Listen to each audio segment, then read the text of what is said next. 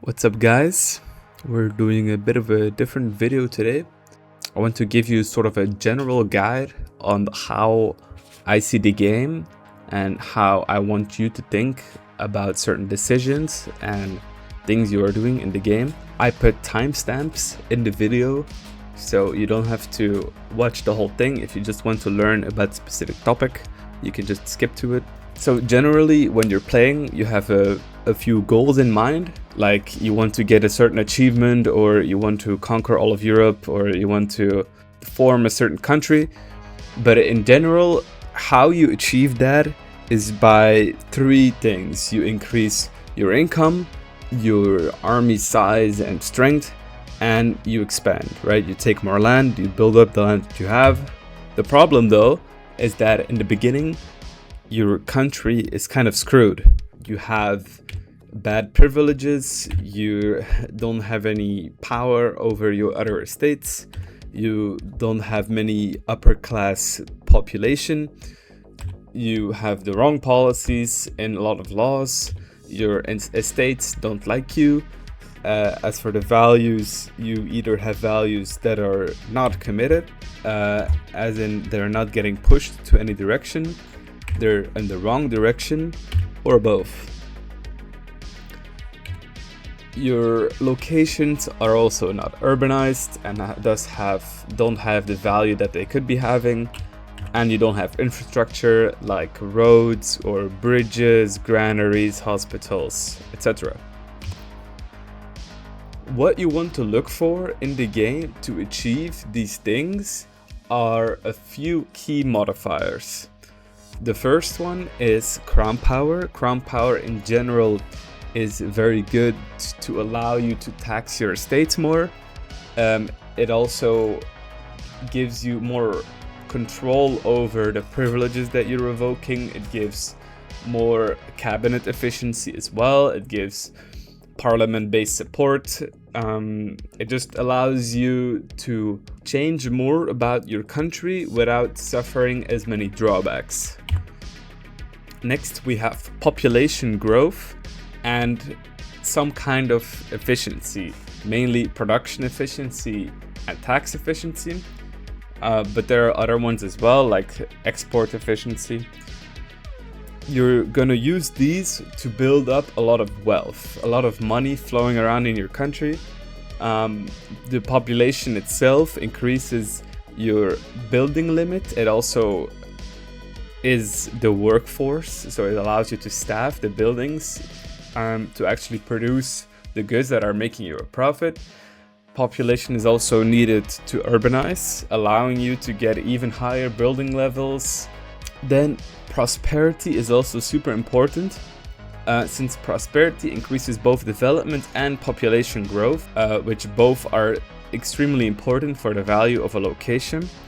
And what you're going to see is that if you have throughout the game high prosperity, over the long term, your development is going to be extremely high and your population is going to grow.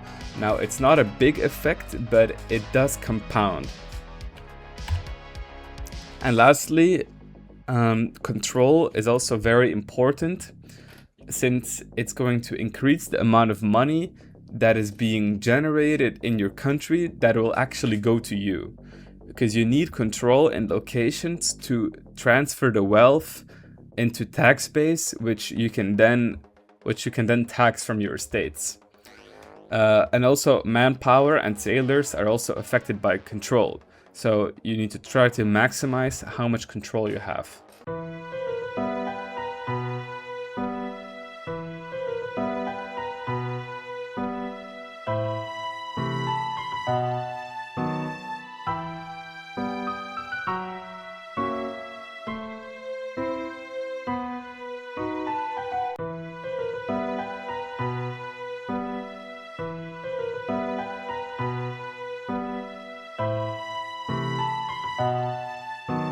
Your values, societal values, have a huge impact on your country, especially if you have pushed them to a high amount. Mainly, you're looking at values compared to their counterpart, right? If you're evaluating Innovative, for example, you're gonna compare to traditionalists. How good is innovative compared to traditionalist? And the answer is very good, right? Almost always you're gonna be taking innovative over traditionalist because it's just a significantly better value. If I drew a red line through the value here, it means that the value is significantly worse than its counterpart. It doesn't mean you should never go for it. It doesn't mean you should never pick it, but you at least need a very good reason to go it, because the counterpart is way better. Now, if the value has a star, it means it's highly situational. For example, the naval and land is obviously dependent on how much coastline you have, how many ships you have, how far inland your capital is, and so on.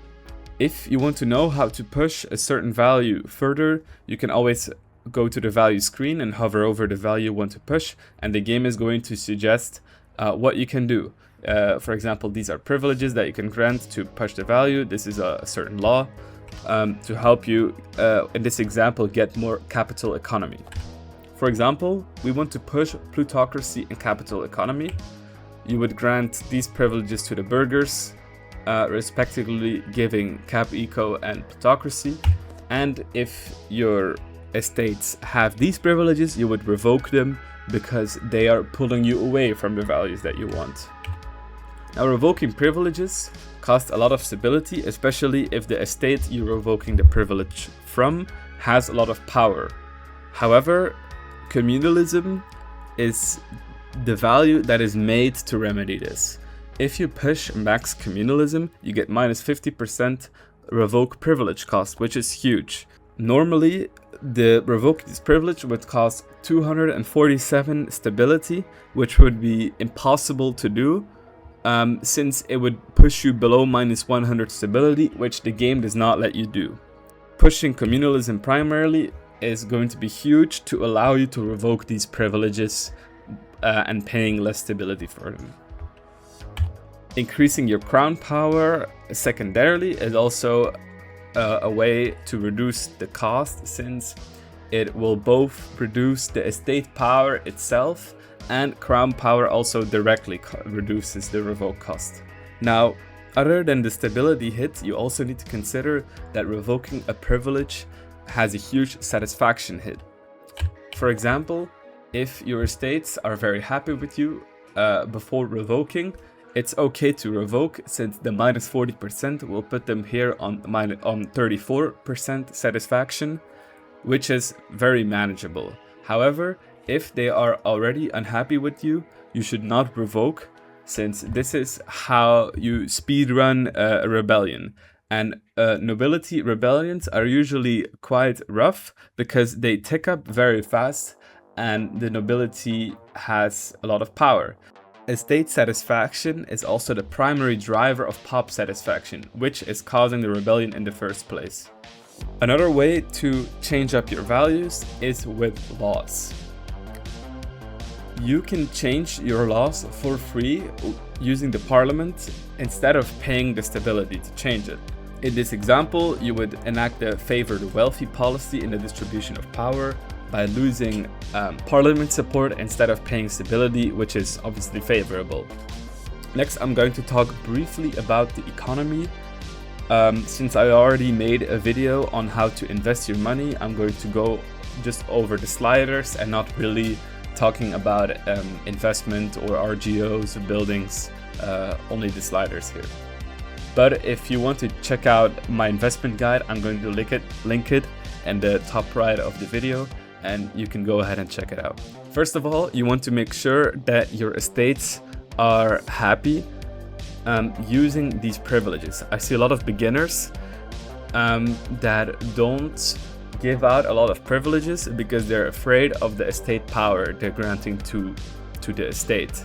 However, you really need the satisfaction that you are getting from these privileges so that you can tax the privileges while still keeping them relatively happy. Taxing them at very high amounts anyway and leaving the estates unhappy is very bad, because a lack of satisfaction is tanking your prosperity in the locations And as I already mentioned, prosperity is super important for your long-term value of your locations.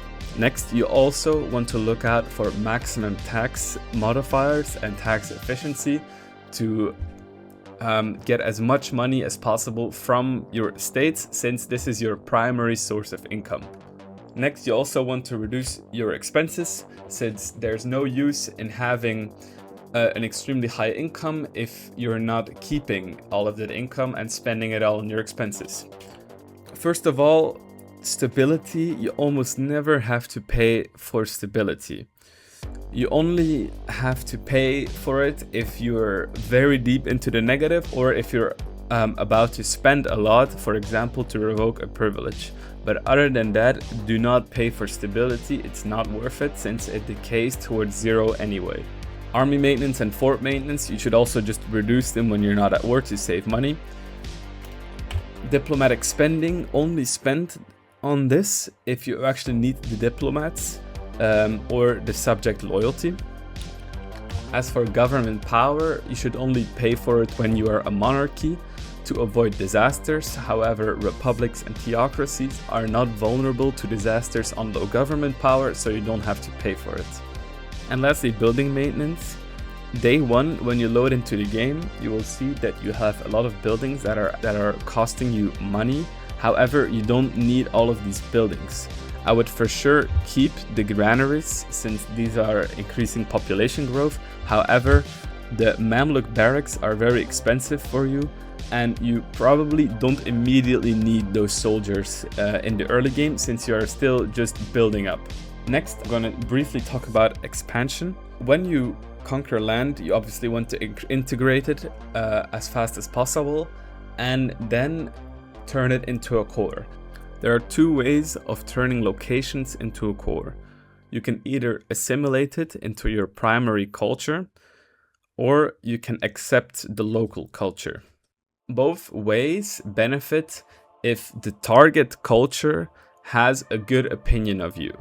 So you can see here that I accepted Upper Egyptian culture because it is very cheap. It only cost me 0.15 cultural capacity, mainly because the cultural opinion is very good from their side. And this is also going to speed up assimilation if I chose to assimilate that culture. However, when you're assimilating, your culture having a bad opinion of the target culture is also a good effect. Keep in mind that when you're assimilating, it also gets affected by control, and this will actually be a common problem, and the main thing that is slowing you down from assimilating, it's the control. If you can spare the cabinets slot, you can increase control in the province where you are assimilating to speed it up, but keep in mind you can only increase control in one province at a time. So in terms of culture, you want to get into a situation where your culture hates other cultures and where other cultures love you. This will both improve assimilation and improve cultural acceptance, costing less cultural capacity. In terms of religion, it's kind of a similar situation as with culture. However, you will notice that religions are a bit easier to convert, since the game is more liberal but with handing out conversion speed than assimilation speed. And there are also lots of events that allow you to convert pops.